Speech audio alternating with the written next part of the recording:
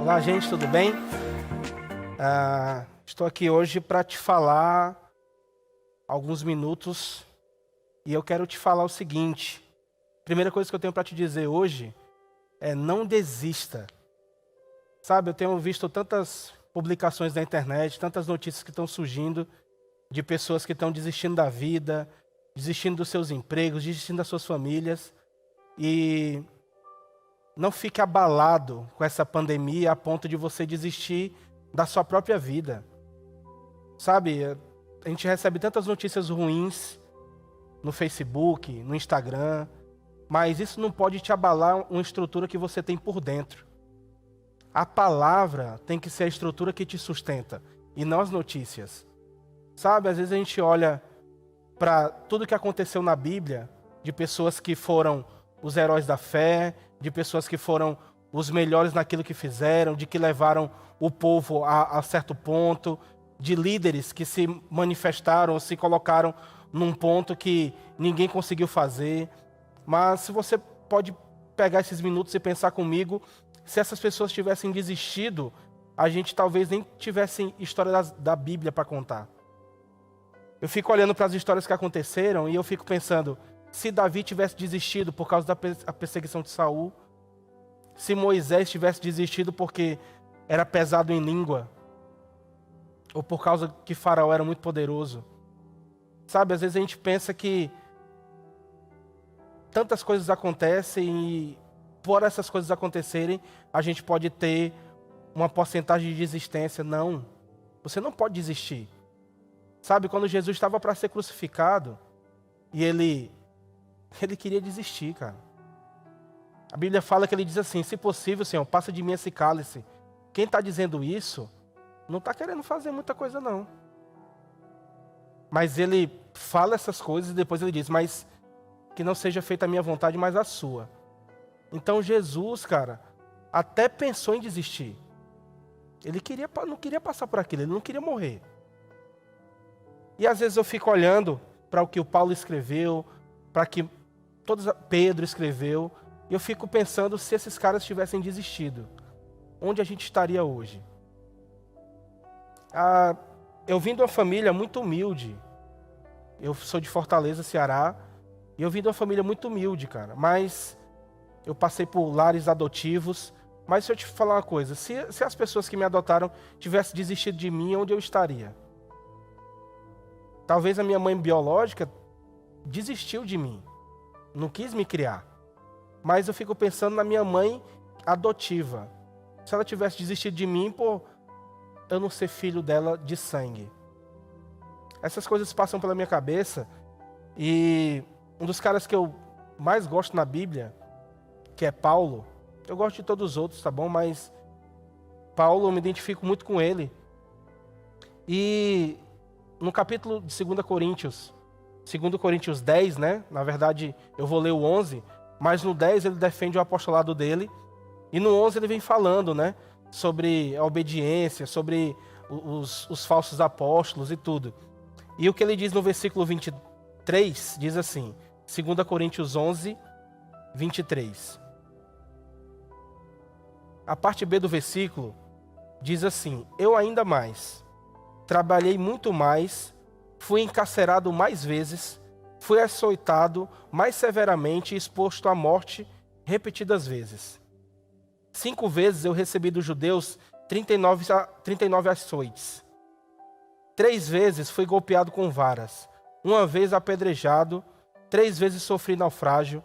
Passei uma noite e um dia exposto à fúria do mar. Estive continuamente viajando de uma parte para outra. Enfrentei perigos nos rios, perigos de assaltantes, perigos dos meus compatriotas, perigos dos gentios, perigos nas cidades, perigos no deserto, perigos no mar, perigos dos falsos irmãos.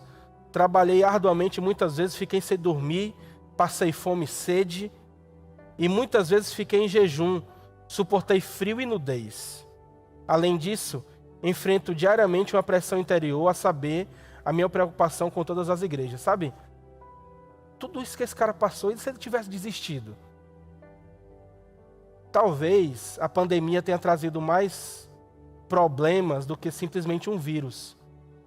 Porque nós sabemos que somos curados. E se você for infectado, a gente ora e você vai ser curado. Mas talvez ela também trouxe algumas coisas que o vírus não trouxe com ele. Que é desistir. Sabe, tantas notícias aconteceram. De amigos que me contaram de pessoas que se suicidaram, que tiraram a própria vida, que desistiram do rema. Sabe, eu fiz uma época, o rema, não foi época de pandemia não, mas eu estava passando por uma pressão tão grande que eu pensei em desistir. Mas desistir é a coisa mais fácil. Desistir é fácil. Mas você que é da fé, você persevera. Você não vai desistir.